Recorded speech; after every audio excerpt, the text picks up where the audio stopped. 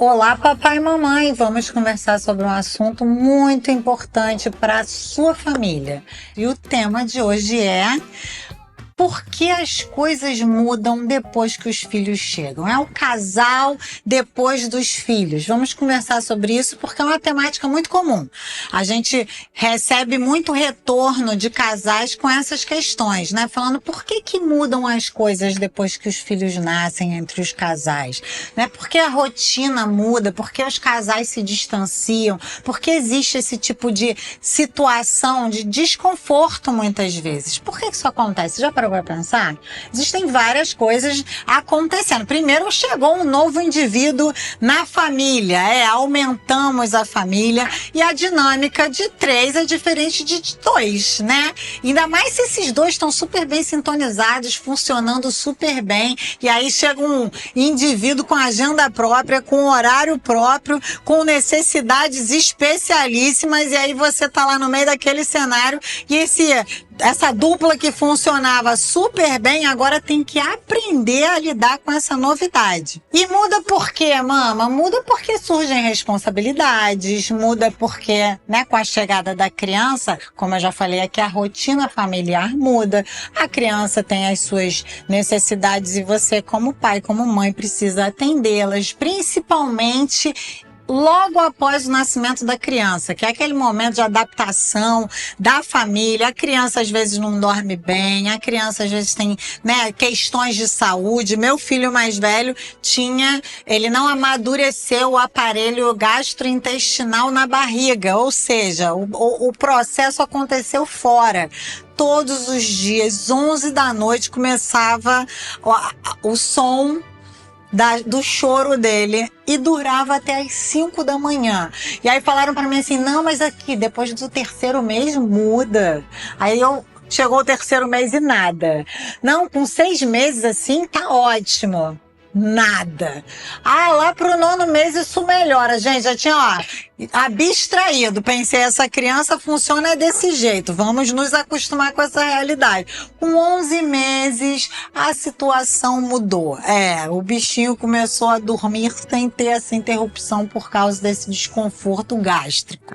Aí você pensa, não dá, né? Como que um casal sobrevive a isso, mama? Sobrevive, gente. Sabe por quê? Porque se a prioridade for a unidade daqueles que tem que ser solidez para criança, você dá o seu jeito. Eu sempre procurei encontrar meus momentos. Então, quando Natan dava sua dormidinha, eu tinha meu tempo com meu marido para ouvi-lo, para conversar com ele, para ter as dinâmicas que sempre funcionaram com naturalidade antes da chegada do Natan e que precisavam agora ser reencaixadas dentro desse novo momento.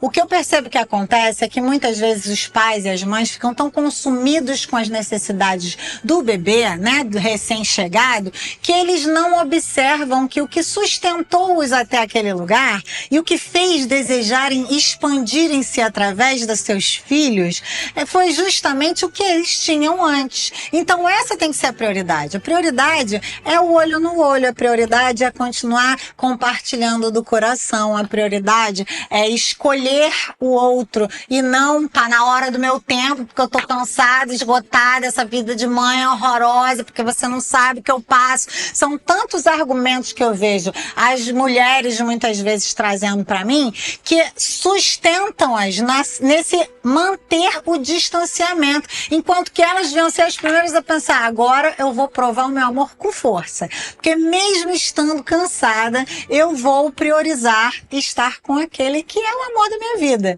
Eu vou escolher encontrar nessa loucura que a minha vida se transformou um momento para ser aquela exclusiva do meu esposo. Aí você vai falar assim, mas você não tem meu filho, você não sabe.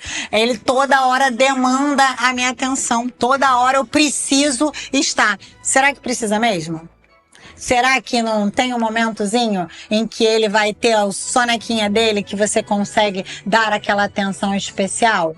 Será que não tem aquela hora que você tem a sua rede de apoio, uma avó, uma tia, uma amiga que tá lá dando atenção para o seu filho e você não pode dar aquela atenção especial, exclusiva para fazer aquela manutenção fundamental na sua relação com seu esposo? Você decidiu ter um filho com alguém, você decidiu perpetuar aquela história de amor através desse filho. Então, diante disso, óbvio, ele tem a sua relevância, a sua importância, ele tem o seu lugar, mas o lugar primeiro é daquele que você decidiu escrever a história junto, até porque, vamos falar a verdade, vamos se preparar aqui, porque muitas vezes a gente não está preparado para essa conversa, mas filho vai crescer, filho vai voar, vai escrever a sua história. E aí quem que vai ficar?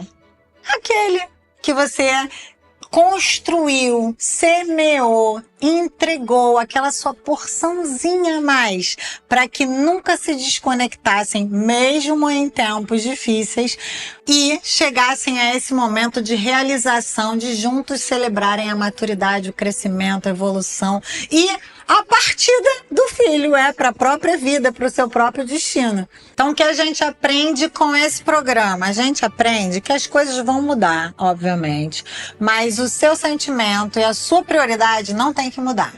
Você precisa investir constantemente para que essa proximidade de coração permaneça, mesmo diante de um cenário caótico pós-nascida de um bebê.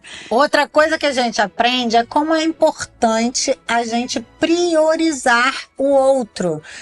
Mesmo no seu momento de cansaço, de desgaste, de noites não dormidas, ter aquele momentozinho de aconchego, de carinho, inclusive de comunicação através da escolha de estar junto, de que o outro é mais importante, é fundamental. E por fim, a gente precisa aprender que nessa jornada a gente tem que tirar tempinho para alinhar as diferenças. Para a gente ser generoso de comunicar para o outro o que está se passando de maneira generosa, graciosa, não num ambiente de contenda, de discussão, mas num ambiente de generosidade mesmo. Vamos aprender a navegar por esse momento, né? Vamos descobrir o caminho para esse lugar, né? Da gente ter esse equilíbrio de dar o suporte, o cuidado necessário para o nosso filho, mas não deixarmos a nossa relação de lado. Quero, antes de terminar, dar uma dica que é maravilhosa para que você consiga ir comunicando, inclusive para os seus filhos, o que é mais importante dentro da casa. Salientando que é fundamental para a segurança emocional do seu filho saber que você e o seu cônjuge são fechamento. Então, dentro desse conhecimento, é importante você saber que o seu filho, quando comunicado que você e o seu cônjuge são unidos, que um é a pessoa mais importante e especial para o outro, ele não vai ter problema com isso. Pelo contrário, ele vai aprender a se adequar a isso. Como eu posso fazer isso, mama? De maneira lúdica, na rotina do dia a dia. Eu fazia brincadeiras com os meninos. Eu falava, quem é a pessoa que a mamãe mais ama? Aí eles falavam, papai. Eu, exatamente. E na época que eles falavam assim, mas mãe, mamãe deveria amar os seus filhos. Eu falava, filho, mas a mamãe ama. Mamãe ama muito. Muito, muito, muito. Mas a pessoa que a mamãe mais ama é o papai. E você só existe porque a mamãe ama muito o papai. Senão você nem existir. Aí fazer aquela carinha de uau, é verdade. Ainda bem que a minha mãe ama mais o meu pai. Senão eu nem existi. Tá percebendo como que a gente pode entrar com novos membros na família e não destruir aquilo que, em primeiro lugar, gerou o desejo de que essa família existisse, que é a união do marido e da mulher? Então, diante disso, abrace essa prioridade e seja muito feliz com a sua família, porque eu tenho certeza que você vai ter muitas alegrias e muitas memórias boas para carregar através desse cultivar do amor entre o marido e a esposa.